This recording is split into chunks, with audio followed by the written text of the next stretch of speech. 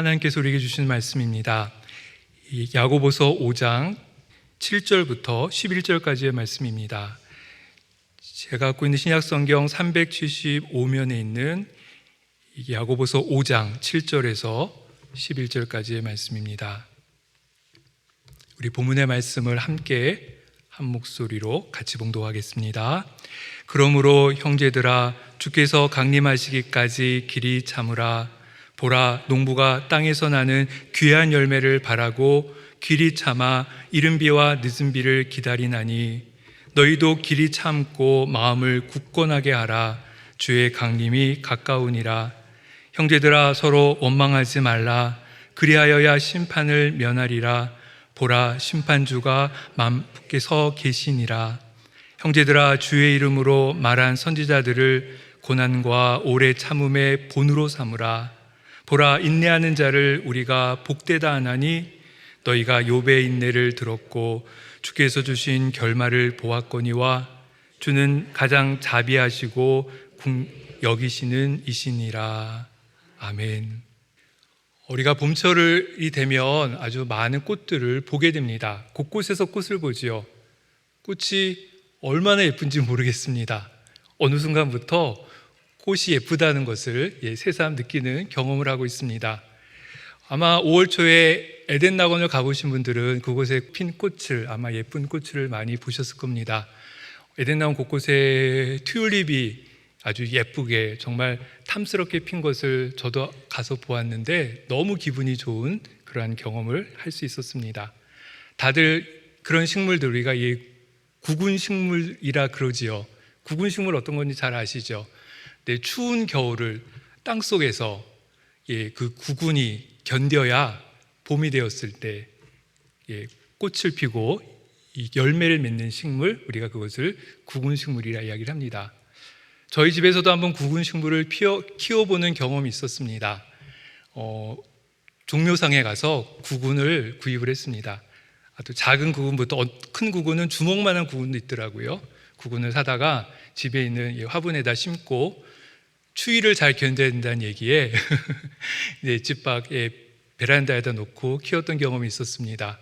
걱정되는 마음에 혹시 죽을까봐 이 구근을 심은 화분 위에다가 낙엽을 열심히 주워다가 잘 덮어두었습니다. 또 화분이 추우면 안 되니까 볏짚으로 화분을 아주 이렇게 꽁꽁꽁 싸매기도 했었습니다. 하지만 꽃이 별로 피지는 않더라고요. 네, 그래도 그 추위를 견디며 피어난 예쁜 꽃들, 튤립과 같은 꽃들을 보면서 아주 봄 기분을 만끽했던 그러한 경험이 있었습니다. 이러한 현상을 식물학 용어로 춘화 현상이라고 한다고 합니다. 가을에 심는 품종의 씨앗들이 있지요. 그 품종의 씨앗들을 심고 아주 추운 그러한 환경에 두는 것입니다.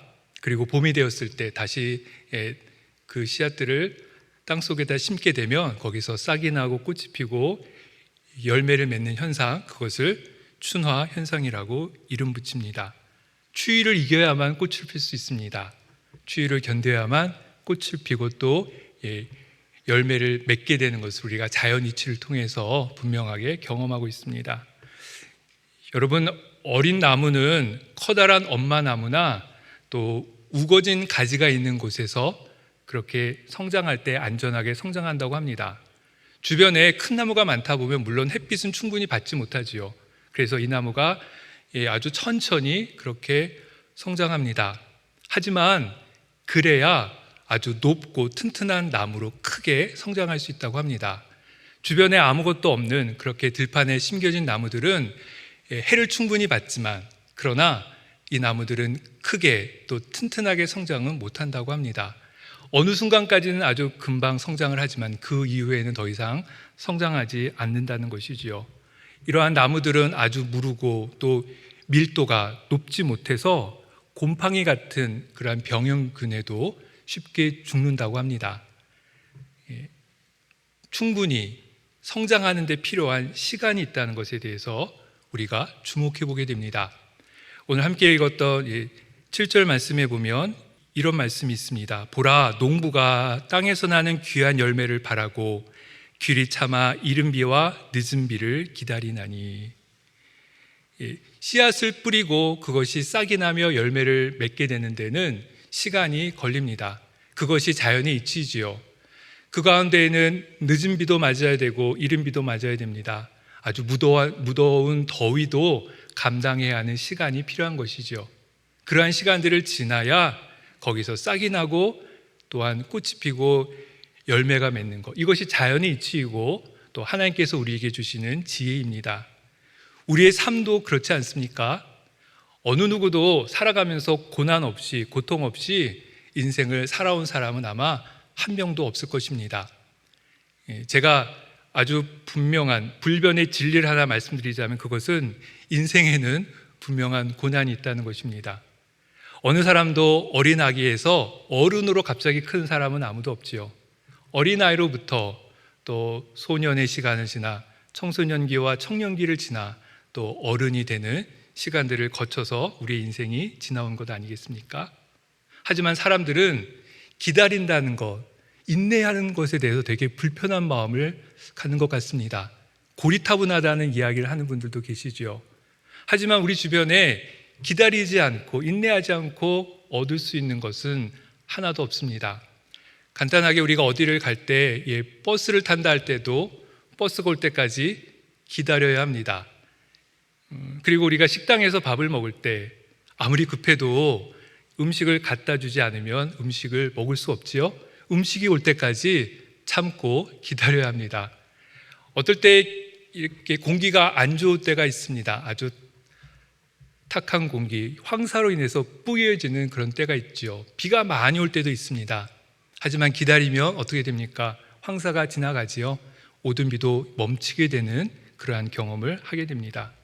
하지만 우리는 기다림을 통해서 우리 자신이 뭔가 무기력하다라는 느낌을 갖게 되기에 기다린다는 것이 항상 쉽지 않습니다. 기다리는 사람은 뭔가 무능력한 사람인 것 같고 뭔가 지혜나 지식이 없는 사람인 것 같아서 우리는 조급한 마음에 그렇게 휩쓸리는 순간들이 아주 많이 있습니다. 가장 결정적인 경우는 그런 것이죠. 내 형편, 내가 지금 경험하고 있는 안타까움에 대해서 듣지도 않고 경청하지도 않고 공감하지도 않으면서 이런 말을 하는 경우입니다. 좀만 더 기다려봐, 좀만 더 인내해 라는 그 말을 듣게 되는 경우, 우리의 마음이 오히려 더 쪼그라들고 또 때로는 마음에 상처를 입는 경험도 하게 됩니다. 하지만 그럼에도 불구하고 그 말은 분명 진리입니다. 기다려야, 인내해야 결실을 얻을 수 있다는 것이 하나님께서 만드신 자연 만물이 우리에게 보여주는 그러한 진리이며 우리가 인생을 살아가는 데 있어서 잊지 않아야 할 분명한 진리임을 우리가 꼭 기억해야 할 것입니다. 한국 사람처럼 급하게 서두르는 사람도 없다고 하지요. 그래서 한국인을 대표하는 단어가 빨리빨리지 않습니까? 우리가 그런 모습 보죠. 엘리베이터 앞에서 분명히 버튼을 눌렀음에도 또 누르고 또 누르는 분들이 계시죠. 엘리베이터를 타서 닫힌 버튼을 눌렀는데 또 누르고 또 누르는 사람들도 있습니다. 우리가 차 운전을 하다 보면 이제 신호등 앞에서 정지선에 서 있지만 신호등이 바뀌지 않았음에도 차가 슬금슬금 앞으로 나가는 차들을 우리 주변에서 많이 보지요. 가장 결정적인 순간이 자판기에서 커피를 뽑을 때 아니겠습니까? 커피가 아직도 다 채우지도 않았는데 커피 자판기 뚜껑부터 열고 종이컵을 붙들고 있는 사람, 아마 그 사람이 대부분 한국 사람이라는 이야기를 듣게 됩니다. 기다리지 않는 모습들이 우리 주변에 있죠. 이러한 한국 사람들의 모습에 대해서 많은 학자들은 이렇게 평가합니다. 한국 사람들이 빨리 성공해야 된다라는 성공에 어떤 부담이 있어서 그런 모습을 보인다라고, 또 남들보다 앞서가야 된다라는 경쟁심에 한국 사람들이 급하게 이렇게 빨리빨리 서두르는 모습을 보인다라는 이야기를 하는 것도 우리가 듣게 됩니다. 그렇게 해서 우리가 얻은 것들이 아주 많지요. 아주 큰 성과들을 얻었습니다. 하지만 그거 못지않게 잃어버린 것도 많다는 것을 생각해 보게 됩니다. 긴 시간에서 보면 어쩌면 얻은 것보다 잃은 것이 더 많지 않을까.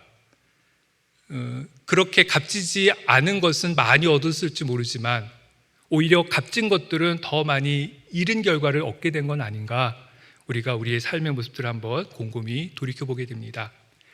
어느 택시기사가 그런 말을 했다고 합니다. 택시 승객이 네, 기사님 제발 좀 빨리 가주세요, 빨리 가주세요라고 막 재촉하며 말을 하자 택시기사분이 승객에게 이렇게 말했다고 합니다. 그렇게 바쁘시면 어제 오시지 그러셨어요. 어제 오시지 그러셨어요. 그렇게 이야기했다라고 합니다. 오늘 함께 읽은 11절 말씀에 우리에게 인내하는 자의 복에 대해서 오늘 하나님의 말씀이 우리에게 귀한 말씀을 주고 계십니다. 한번 11절 말씀을 보시지요.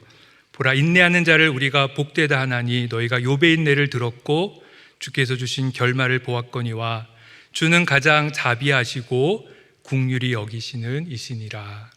아멘. 인내하는 자를 우리가 복되다 하나니. 오늘 본문은 인내에 대해서 이야기하면서 우리가 잘 아는 욥에 대한 이야기를 하고 있습니다. 우리가 욥의 생애를 잘 알고 있죠. 그가 어느 날 갑작스럽게 수많은 어려움을 겪습니다. 갑작스럽게 그에게 닥친 여러 가지 재난으로 인해서 자신의 재산을 다 잃습니다. 심지어는 사랑하는 소중한 자녀들도 다 죽게 됩니다. 그리고 자신의 몸에는 종기가 잔뜩 생겨서 그가 재 가운데 앉아 기와 조각을 가지고 질그릇을 가지고 자신의 몸에 있는 종기를 긁게 되지요. 자기와 평생 했던 사랑하는 아내가 자신을 향해 가서 죽으라 이야기를 합니다.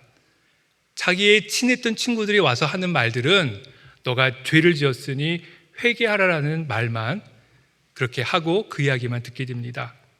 정말 욥이 죽을 생각까지 했던 것 같습니다. 그래서 그가 하나님께 이렇게 말하지요. 이러므로 내 마음이 뼈를 깎는 고통을 겪느니 차라리 숨이 막히는 것과 죽는 것을 택하리이다. 정말 그의 그 순간의 상황들이 인내로 감당하기에는 너무나도 벅찬, 감당할 수 어려운 순간이었기에 그는 그런 말까지 했던 것입니다. 하지만 잘 알듯이 그는 죽지 않지요. 그는 하나님이 주신 인내로 그 모든 것들을 감당합니다. 그리고 하나님이 주시는 풍성한 결말을 얻었노라고 욥기서는 우리에게 말씀해 주고 있지요. 잘 아는 것처럼 욥기 끝을 보면 그는 그전보다 더 많은 가축과 더 많은 재산을 얻게 됩니다. 더 많은 자녀도 얻게 되지요. 그래서 그들 자녀들과 그렇게 죽기까지 삶을 살았다. 욥기 끝은 그렇게 우리에게 기록을 하고 있습니다. 그런데 욥이 하나님으로부터 받은 복, 그것은 이전보다 삶의 형편이 더 좋아진 것보다 더 귀한 것이 있었습니다. 그것은 욥이 얻은 진정한 하나님의 복 주시는 결말은 그가 고난의 시간들을 통해 하나님의 음성을 듣게 되었다는 것입니다. 그가 하나님을 알게 되었다는 것, 그것이 고난의 시간을 통해서 겪었던 더 귀한 복이었었죠. 고난 후에 그의 손에 쥐어주었던 눈에 보이는 결말보다 더 귀한 것, 그것은 그가 고난의 시간을 통해서 경험했던 하나님의 음성, 하나님이 어떤 분인지에 대한 경험이 그에게는 더 소중하고 귀한 것이었습니다. 그래서 욥이 이렇게 고백합니다. 내가 주께 대하여 귀로 듣기만 하였사오나 이제는 눈으로 주를 배옵나이다. 눈으로 주를 배옵나이다. 임마누엘의 하나님을 그가 경험합니다. 고난의 시간에 하나님이 함께 계시지 않았다 생각했는데 그게 아니었음을, 그때에도 하나님이 계셨고 지금까지 나를 인도하셨음을 그는 그 순간 경험하지요. 그것이 이 욥의 가장 큰 복이었습니다. 그것이 오늘 본문에서 인내하는 자에게 주시는 복이다, 그렇게 말씀하시며 우리가 좀 전에 읽었던 12절 끝부분에 이렇게 말합니다. 주는 가장 자비하시고 긍휼히 여기시는 이시니라. 주는 가장 자비하시고 긍휼히 여기시는 이시니라. 언제 우리가 하나님의 자비를 경험합니까? 언제 우리가 하나님은 은혜가 많으시고 긍휼이 풍성하신 하나님이라 고백합니까? 고난의 시간을 통해서지요. 고난의 시간을 겪은 후에 우리가 믿음의 눈으로 그 시간들을 다시 볼 때 우리는 고백하지 않습니까? 하나님은 자비하신 하나님이십니다. 하나님은 은혜가 풍성하신 긍휼의 하나님입니다. 고백하는 것이 바로 그 시간이지요. 그래서 오늘 본문은 우리에게 말씀합니다. 인내하는 자에게 복이 있다. 하나님을 믿고 하나님이 어떤 분인지, 이 긍휼이 많으신 하나님, 또 풍성하신 은혜의 하나님, 그 하나님을 알고 고난의 시간을 감당하는 그 사람이 참된 복된 사람이다. 하나님의 복을 누리는 사람이다. 오늘 본문을 통해서 우리에게 말씀해 주고 있습니다. 우리가 이것을 꼭 기억하고 주목해야 합니다. 우리가 일상을 통해서 얻는 이러한 자연 만물의 이치와 같이 이 과정 속에서 우리는 하나님의 귀한 은혜를 경험합니다. 우리 인생을 끌고 가신 하나님, 그 하나님이 누구인지 경험하는 것, 그것이 바로 고난의 시간이 우리에게 주는 중요한 의미이지요.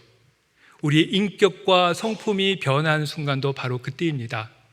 우리의 인생을 결정하는 우리의 성품과 인격, 그것이 바뀌어지며 변화하는 그 순간도 그 인내의 시간, 인내로 감당하는 바로 그 시간인 것이지요. 그래서 우리는 그 가운데 인내하는 자가 복이 있다, 분명히 고백할 수 있는 것입니다. 우리가 어떻게 인내함으로 끝까지 기도할 수 있습니까? 우리가 수많은 삶의 불평 속에서도, 불만 속에서도 인내로 기도할 수 있는 이유는 어디 있을까요? 우리가 감사하기 어려운 순간 속에서도 범사에 감사할 수 있는 이유는 어디 있습니까? 그것은 바로 하나님이 누구인지 알 그때이지요. 우리에게 자비를 베푸시는 하나님, 긍휼을 베푸시는 하나님, 우리를 가장 좋은 길로 인도하시는 하나님, 그것이 하나님의 뜻임을 우리가 알 때 항상 기뻐하고 쉬지 말고 기도하며 범사에 감사할 수 있는 것입니다. 내가 믿는 하나님이 어떤 분인지를 아는 만큼 우리는 더 기도하고 더 기뻐하고 더 감사할 수 있는 것이지요. 그래서 하나님을 아는 것이 중요합니다. 나의 인생의 경험을 통해서 하나님을 경험하는 것, 하나님을 만나는 경험을 하는 것이 소중한 것이죠. 물질적인 복을 누리는 것, 건강해지는 것, 우리의 자녀들이 잘 되는 것, 우리가 원하며 기도해야 될 기도의 제목이지만, 그러나 궁극적인 하나님의 복, 그것은 하나님을 아는 데 있고, 하나님을 안다라면 우리는 우리가 인생에서 만나야 되는 수많은 어려움들을 끝까지 인내할 것이고, 그리고 인내함으로 우리가 궁극의 하나님의 복을 경험하게 될 것입니다. 이것이 성경에서 우리에게 분명하게 말씀해 주고 있는 중요한 진리인 것이지요. 옛날에 어느 한 예쁜 공주가 있었습니다. 그의 아버지 왕이 이 공주를 너무나 예뻐하고 또 귀하게 생각했죠.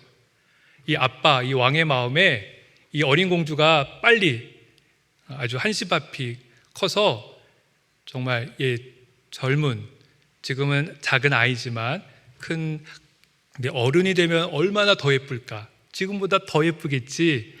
아이가 컸을 때의 모습에 대한 기대를 갖고 있었습니다. 그래서 어이를 불러서 이런 명령을 내립니다. 우리 공주를 일시에 크게 할 수 있는 약을 구하게. 그게 가능하겠는가? 이 어이가 안 된다고 할 수 없겠죠? 그래서 가능합니다. 하지만 왕께서 한 가지 약속을 해주셔야 합니다. 제가 그러한 약을 구해올 때까지 공주님을 자라게 할 때까지 절대로 공주님을 보아서는 안 됩니다. 그 말을 하고 이 어이가 이 묘약, 공주를 갑자기 크게 할 묘약을 구하러 갔습니다. 그런데 시간이 좀 오래 걸렸습니다. 20년이라는 시간이 흘렀습니다. 그리고 이 어이가 이 묘약, 공주를 한꺼번에 크게 할 묘약을 구해와서 공주에게 먹이고 왕에게 데리고 갔지요. 왕이 너무 좋아했습니다. 지금까지 어이의 말만 믿고 꾹 참고 공주를 한 번도 보지 않고 있었었는데 다 성장한 아주 예쁘게 자란 이 공주를 보며 너무나 즐거웠다고 합니다. 하지만 왕은 이 아이가 커가며 성장하며 함께했던 그러한 경험을 결코 가질 수 없었었죠. 이 아이가 성장해서 가는 과정 가운데서 함께 해야 했던 즐거움을 전혀 누리지 못했던 것입니다. 이 아이는 20년이라는 시간이 필요했습니다. 그 시간이 있어야만 이 아이는 이 아이의 모습으로 그렇게 성장하며 자랄 수 있는 것이지요. 기쁨도 있고 슬픔도 있습니다. 즐거움만 아니라 고통도 있지요. 내가 성공하는 좋은 경험뿐만 아니라 실패하는 경험도 있습니다. 하지만 그 모든 것들을 통해서 하나님은 우리를 키우시고 우리를 성장시키시며 우리를 오늘의 모습에, 오늘의 자리에로 인도하신다라는 것을 우리가 잊지 말고 기억해야 합니다. 우리의 형편을 가장 잘 아시는 하나님, 우리를 가장 좋은 길로 인도하기 원하시는 자비와 긍휼이 풍성하신 하나님, 그 하나님을 믿고 오늘의 시간을 감당하는 것이 지혜이고 복받은 인생임을 우리가 꼭 기억해야 합니다. 그리고 감사한 것, 오늘 본문 말씀 가운데서 자비와 긍휼에 풍성하신 하나님, 이 인내의 시간이 영원하지 않다, 우리에게 분명히 말씀해 주고 있습니다. 그 끝이 있다, 우리에게 알려주고 있지요. 그 끝의 시간이 점점 가까워오고 있다, 우리에게 분명히 알려주고 계십니다. 우리 8절 말씀을 보시면 이렇게 말씀합니다. 너희도 길이 참고 마음을 굳건하게 하라. 주의 강림이 가까우니라. 길이 참고 마음을 굳건하게 하라. 주의 강림이 가까우니라. 주님이 오실 그날이 가까이 있다. 비록 건강하고 또 부유하며 또 자녀들이 만사 형통되는 우리가 생각하는 그러한 우리의 삶의 소원들이 이루어지지 않다 하더라도, 하지만 주님이 곧 오실 것이다. 주님이 오시는 그날까지 너의 마음을 굳건하게 함으로 인내함에 대해서, 너희의 고난의 의미를 알고 인내할 것에 대해서 우리에게 그렇게 말씀해 주고 계신 것입니다. 빌리그람 목사님이 부흥회를 인도했습니다. 부흥회를 다 마치고 그가 숙소로 갔을 때 어떤 사람이 그 숙소로 이 빌리그람 목사님을 찾아와서 이런 질문을 합니다. 오늘 목사님께서 장차 오게 될 앞으로의 미래에 대해서, 주님의 재림과 심판에 대해서, 역사의 끝에 대해서 말씀해 주셨는데 감동을 받았고 잘 들었습니다. 제게 한 가지 궁금한 게 있습니다. 목사님은 목사님 자기 자신에 대해서, 자기 자신의 미래에 대해서는 무엇을 알고 계십니까? 이 빌리그람 목사님이 이런 대답을 해주었습니다. 제 자신의 미래는 저는 전혀 알지 못합니다. 그러나 한 가지 아는 것이 있습니다. 그것은 주님께서 저의 미래를 꼭 붙들고 계시다는 그것 하나만큼은 저는 확실히 알고 있습니다. 그분은 저의 과거를 붙들어 두셨듯이 지금 현재를 붙들고 계십니다. 그리고 그분은 앞으로의 나의 미래도 붙들고 계실 것입니다. 저는 그것 하나만은 확실히 알고 있습니다. 그렇게 이야기해 주었다고 합니다. 우리의 삶을 붙드시는 하나님이 계시기에 우리의 인내의 시간, 고난의 시간은 결코 영원하지 않음을 기억하게 됩니다. 끝이 있음을, 마치는 그 시간이 있음을, 우리로 하여금 인내함으로 하나님의 복을 누리게 하시는 그 은혜의 때가 있음을 분명히 우리에게 말씀해 주고 계신 것이지요. 우리가 복음서를 보면 예수님이 그러한 재림, 종말에 대한 비유의 말씀을 하시면서 등을 들고 신랑을 맞이하러 나가는 10처녀에 대한 비유, 우리가 잘 아는 비유의 말씀을 주고 계십니다. 그때 5처녀는 신랑을 맞으러 갈 등은 준비했지만 등을 밝힐 기름은 준비를 못했지요. 하지만 슬기로운 5처녀는 등과 함께 기름도 같이 준비를 했습니다. 시간이 오래 흘렀습니다. 온다는 신랑은 금방 오지 않았지요. 기다림이 길어지는 중에 모두 다 졸고 잠들어 있었습니다. 그런데 갑자기 신랑이 온다는 소리가 들렸고, 기름을 준비하지 못한 처녀들, 그들은 아주 마음이 급해졌습니다. 기름을 준비한 처녀들에게 가서 기름을 구워올 생각을 하거나 지금 당장 가서 기름을 사올 생각을 하게 되지요. 하지만 신랑은 오고 혼인잔치의 문은 닫히게 됩니다. 하지만 기름을 준비했던 또 다른 처녀들은 함께 잔치에 참여하게 된다. 우리 주님이 이 비유의 말씀을 하시면서 끝에 이렇게 말씀하십니다. 그런즉 깨어 있으라. 너희는 그날과 그때를 알지 못하느니라. 우리의 인내의 시간이 영원하지 않음을, 끝이 있음을 생각하며 오늘 깨어 있으라 우리에게 말씀하고 있는 것입니다.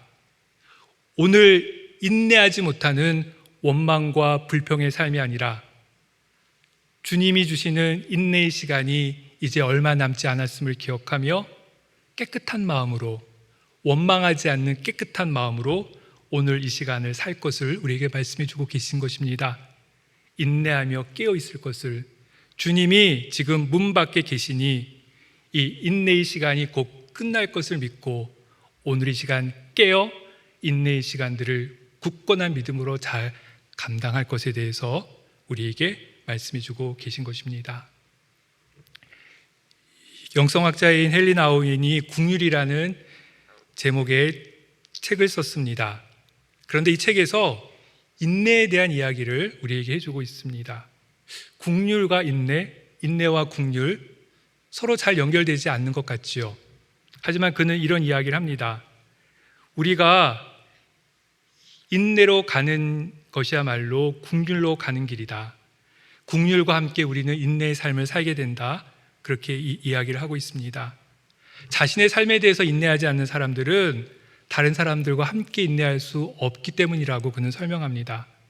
지금 내가 감당하고 있는 고난을 감당하지 못하는 사람들은 다른 사람의 고난을 함께 감당할 수 없기 때문이라 말을 하고 있지요. 지금 내가 감당해야 될 인생의 짐을 감당하며 인내하지 못하는 사람은 결코 내 옆에 있는 누군가 다른 사람의 짐을 함께 져줄 수 없기에 국률의 마음은 곧 인내의 마음이며 우리가 인내할 때 더 많은 국률을, 더 큰 국률을 우리 주변에 있는 옆에 사람과 함께 할 수 있다라는 이야기를 해주고 있는 것입니다. 우리는 주님의 삶을 통해서 그것을 보지 않습니까?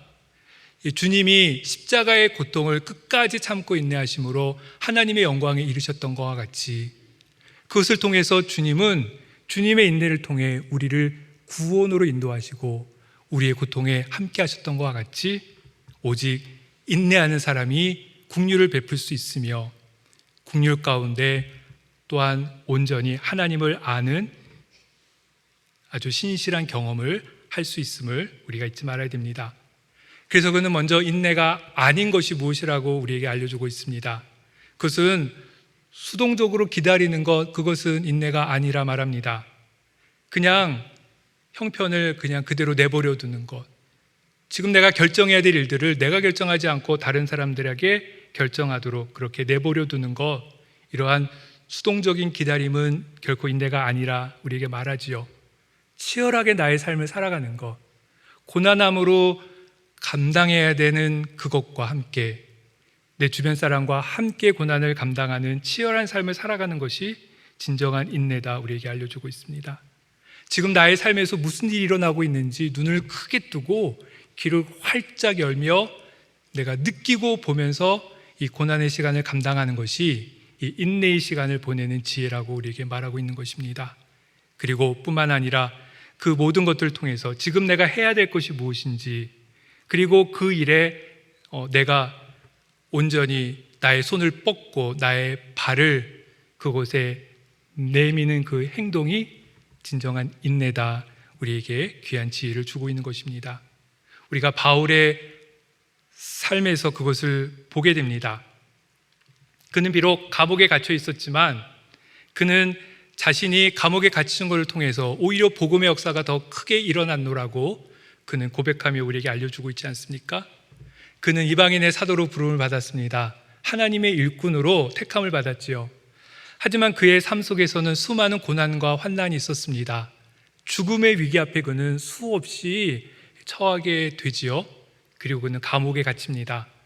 하지만 그는 감옥에 갇혔지만 오히려 이것이 복음이 더 풍성하게 역사하는 데 귀하게 쓰였노라 고백하지요. 그가 감옥에 갇힘으로 그는 감옥에 있는 로마 군병들한테 복음을 전할 수 있었습니다. 그리고 바울의 이 감옥에 갇혔다는 소식을 들은 많은 교회들은 바울을 위해 기도할 뿐만이 아니라 그들이 더 열심히 복음 증거하는 일을 감당하게 되지요. 바울이 고난의 시간들을 통해 오히려 그 자신의 삶뿐만이 아니라 그의 주변의 삶에 선한 영향력을 끼쳤던 것들을 우리가 보게 됩니다. 바울의 인내를 통해 그는 자신의 삶의 열매뿐만이 아니라 하나님께서 주시는 복음 증거의 열매뿐만이 아니라 수많은 교회들을 통해서 또한 다른 사람들도 하나님의 풍성한 열매를 경험하게 되는 놀라운 은혜를 경험하게 됩니다. 오늘 본문이 우리에게 말씀하지요. 인내하는 자에게 복이 있다. 하나님께서 그를 통해 하나님이 누구이신지, 하나님은 자비를 베푸시고 긍휼을 베푸시는 하나님이심을 우리에게 분명히 보여주신다, 우리에게 말씀해주고 있습니다. 1900년에 노벨 평화상 후보로에 올랐던 엘레나라는 한 여인이 있습니다. 그는 노인의 어머니로 불리는 아주 잘 알려진 분입니다. 그는 특별히 전 세계적으로 이 양로원 사역들을 통해서 많은 노인들을 돌보는 일들을 감당했던 그러한 인물입니다. 하지만 그는 처음에 했던 일은 중국 선교사였습니다. 중국에서 오랫동안 선교 사역을 감당하고 있었죠. 하지만 선교 사역 중에 그는 폐결핵에 걸리게 되고 더 이상 중국에서 선교 사역을 할 수가 없었습니다. 그는 이런 생각이 그의 마음 가운데 들었습니다. 하나님, 어째서 내게 이런 병이 있는 것입니까? 하지만 그는 인내함으로 기도하는 중에 이렇게 하나님께 묻게 됩니다. 하나님은 제게 지금 무엇을 원하십니까? 그는 중국 선교를 다 접고 자신의 고향으로 돌아오게 됩니다. 그리고 아버지로부터 받은 그러한 불모지와 같은 땅을 개간을 해서 열심히 곡식을 키워 거기서 얻은 것들을 통해서 계속 중국 선교를 지원하게 되지요. 비록 그의 하는 일들이 바뀌었지만 그는 계속 그러한 선교의 일들을 감당하게 됩니다. 하지만 또 그가 그 일을 하는 중에 큰 어려움을 겪습니다. 그가 다 추수한 곡식들의 열매를 거두는 과정 가운데서 탈곡기 사이에 손이 끼어서 손이 잘리는 큰 어려움을 겪게 됩니다. 그때 그의 마음 가운데 일어났던 질문이 있었습니다. 하나님, 어째서 내게 이런 병이, 어려움이 있는 것입니까? 하지만 그는 그때에도 인내함으로 기도하며 다시 하나님께 이렇게 묻습니다. 하나님은 제게 지금 무엇을 원하십니까? 그래서 그는 하던 일들을 정리하고 양로원 이 사역을 하게 되고 이 일들 통해서 외로움과 고통당하게 있는 많은 어르신들, 노인들을 돌보는 일들을 통해서 전 세계의 귀한 인물로 그렇게 쓰임받게 됩니다. 그는 항상 이렇게 하나님께 물었노라고 우리에게 말해주고 있습니다. 하나님은 제게 지금 무엇을 원하십니까? 자신의 고난의 시간에 원망함으로, 불평함으로 그 시간을 허비하는 것이 아니라 그 시간 가운데 이 질문, 하나님은 제게 지금 무엇을 원하십니까? 질문하며 자비의 하나님, 긍휼의 하나님을 만났고 그렇게 만났던 하나님으로 인해 그의 삶은 완전히 또한 새롭게 변화될 수 있었던 것이었습니다. 우리의 신앙이라는 것, 그것은 우리의 삶의 무게중심을 이 세상에서 하나님께로 계속 옮겨가는 것입니다. 이 세상에 눈에 보이는 것을 쫓아가던 우리의 삶을 우리의 눈에 보이진 않지만 그러나 분명히 지금도 살아 역사하시는 하나님께로 우리의 삶의 중심을 옮겨가는 것, 그것이 신앙이고 신앙인의 삶이지요. 자비의 하나님, 긍휼의 하나님, 그 하나님께로 우리의 삶의 중심을, 우리 시선을 계속 옮겨가는 것입니다. 그때 우리는 하나님의 약속의 말씀을 붙들게 됩니다. 내 경험 지식이 아니라 하나님의 약속의 말씀을 우리는 그때 붙들게 되는 것이지요. 그러므로 형제들아, 주께서 강림하시기까지 길이 참으라. 보라, 인내하는 자를 우리가 복되다 하나니 주는 가장 자비하시고 긍휼히 여기시는 이시니라. 삶의 어려움 속에서 인내하는 자에게 복이 있음을 우리가 잊지 말고 기억해야 할 것입니다. 인내함으로 하나님을 만나기를, 하나님을 경험하기를, 자비와 긍휼이 풍성하신 하나님과 함께 교제하기를 소망하며 하나님께 지금 제가 무엇을 해야 합니까? 묻는 사람, 그 사람은 인내를 통해서 하나님이 허락하여 주시는 풍성한 열매를 온전히 경험하게 될 것입니다. 함께 기도하겠습니다. 하늘에 계신 우리 아버지여, 이름이 거룩히 여김을 받으시오며 나라가 임하옵시며 뜻이 하늘에서 이룬 것 같이 땅에서도 이루어지이다. 오늘 우리에게 일용할 양식을 주시옵고 우리가 우리에게 죄 지은 자를 사하여 준 것 같이 우리 죄를 사하여 주시옵고 우리를 시험에 들게 하지 마시옵고 다만 악에서 구하시옵소서. 나라와 권세와 영광이 아버지께 영원히 있사옵나이다. 아멘.